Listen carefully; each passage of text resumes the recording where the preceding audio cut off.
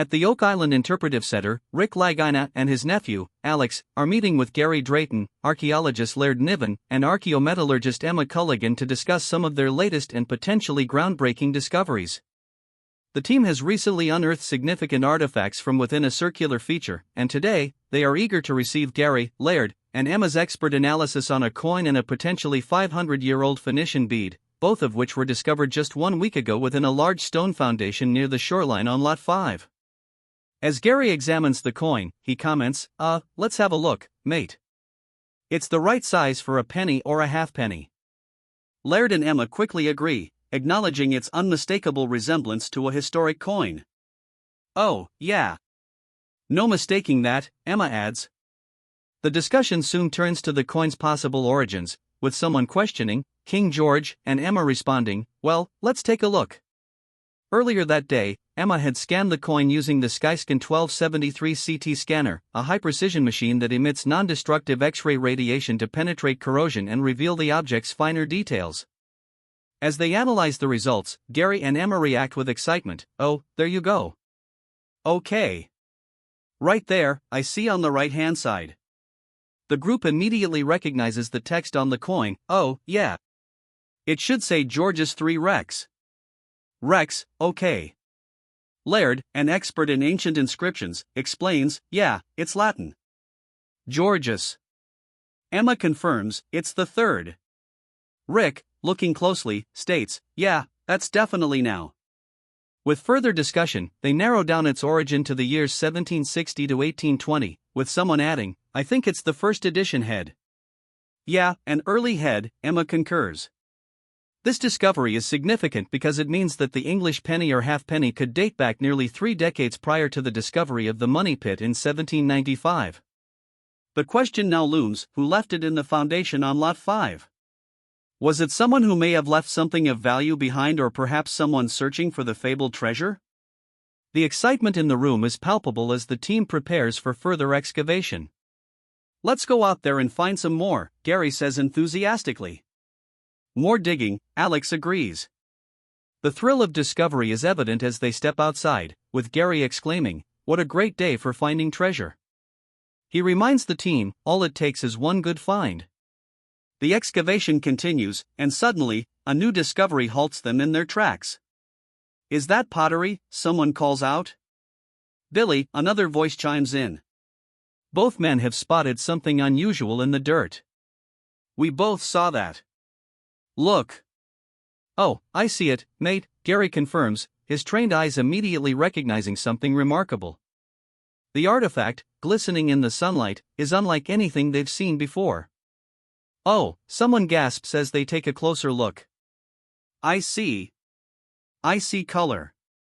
The deep hues of the artifact stand out vividly against the dirt. That's gorgeous, mate, Gary says, carefully lifting a delicate shard from the ground. Oh, look at that. And there's another piece here as well. The group huddles around, scanning the area for additional fragments. Where? Asks Alex. There. See the rim? Yep, Gary confirms. He carefully places the pieces together. Alright, let's see if this is a match. As they align the edges, the excitement builds. Oh, that is absolutely stunning. That's beautiful, mate, Laird says, examining the artifact under the light. What is that? Someone asks. Gary, who has spent years identifying historical artifacts, examines it closely. That's old, he confirms. That is some fine china by the look of it. The group marvels at the unexpected find. I mean, this is high-end stuff, someone notes. I know that this Chinese porcelain was really popular, Emma chimes in, explaining that this type of porcelain was commonly traded by the Portuguese during the Age of Exploration. That's what the Portuguese fleets used to bring up through these trade routes. The realization dawns on them, this could be potentially ancient Chinese pottery. If that is the case, then could Gary Drayton be correct in his theory that this artifact may offer another Portuguese connection to the stone road in the Oak Island swamp? Historically, records indicate that beginning in the early 16th century, Portuguese explorers, including the famous Vasco da Gama, embarked on extensive trading expeditions to China. Interestingly, Vasco da Gama was also a member of the Portuguese sect of the Knights Templar, an organization that has long been rumored to have links to Oak Island. During these expeditions, the Portuguese brought back numerous valuable goods, including fine Chinese porcelain, which later became a highly traded commodity throughout Europe and the Americas. As the team examines the artifact further, they note distinctive signs of age. As you look, you can see the age on the back, Gary points out. You see that crackling?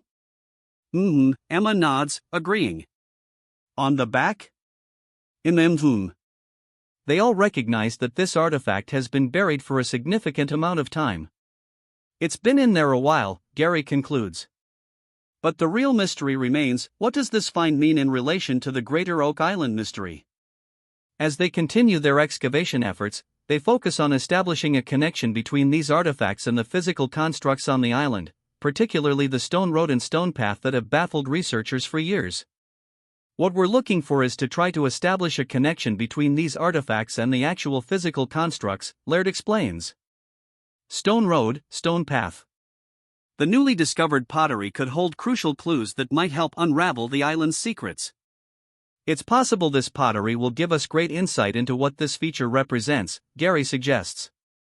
The stone road, a man-made structure deep within the Oak Island swamp, has long puzzled experts. Because that stone road, to me, is still inexplicable, he adds. The question remains, who built it, and why? Could this pottery be the missing piece to a much larger historical puzzle? Just as they ponder these questions, someone notices another discovery nearby. There's something right there, a voice calls out, signaling the next chapter in their ongoing quest for the truth behind Oak Island. As the excavation continues, the team stumbles upon yet another intriguing discovery. Something? You seen it? Gary calls out. Yep, comes the quick response. Suddenly, a sense of excitement fills the air as someone exclaims, "Ooh! Ooh, big chunk," another voice chimes in, emphasizing the size of the latest find. That's a big chunk too. Yeah, that's a big chunk, Gary confirms as he carefully lifts the artifact from the ground.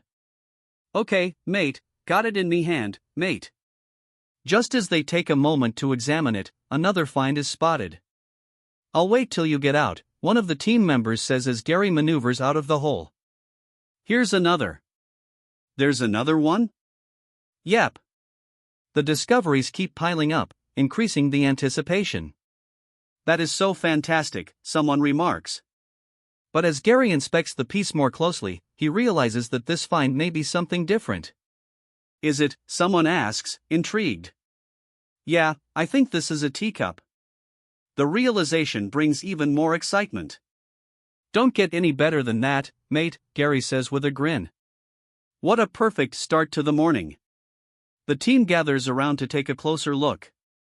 Let's see. Look at that. However, upon further inspection, it appears that the artifact might not be just a teacup.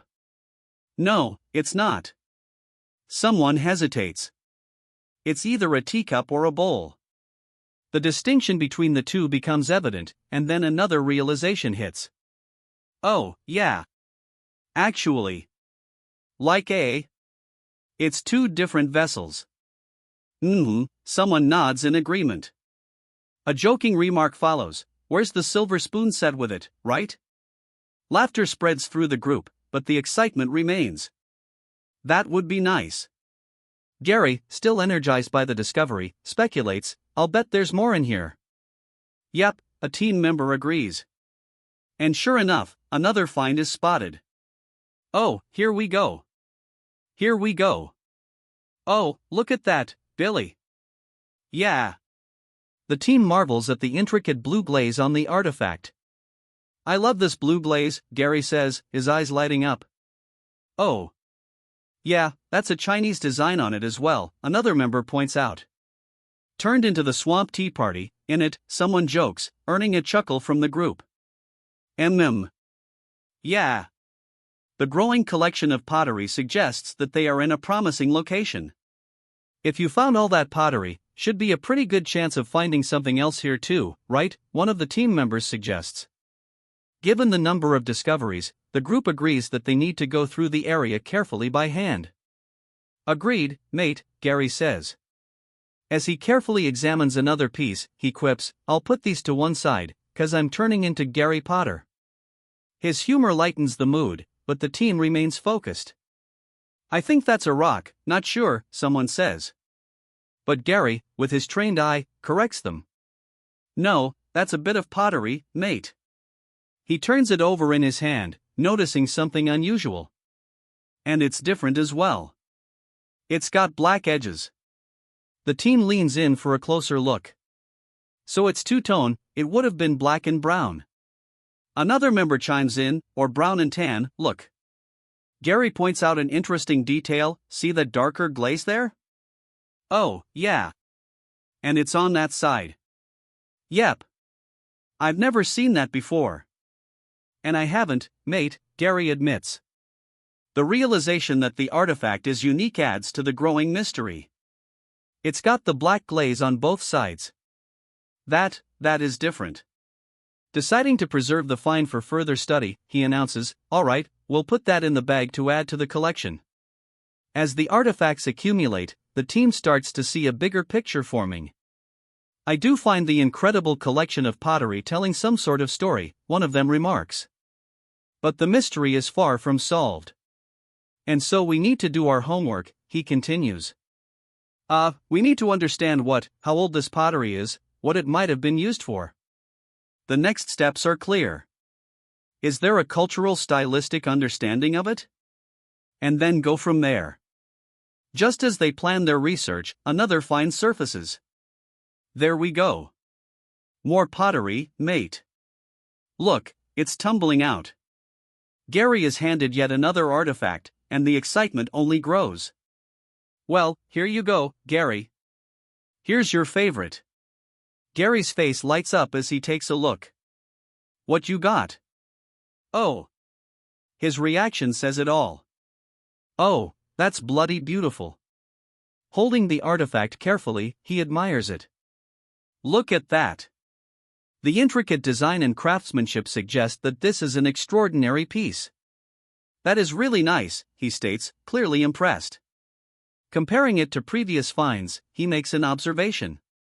I think this is older than that other porcelain we found. Another team member agrees, oh, yeah. They note the significant difference. I mean, this is really nice. Oh, that's not the same pattern.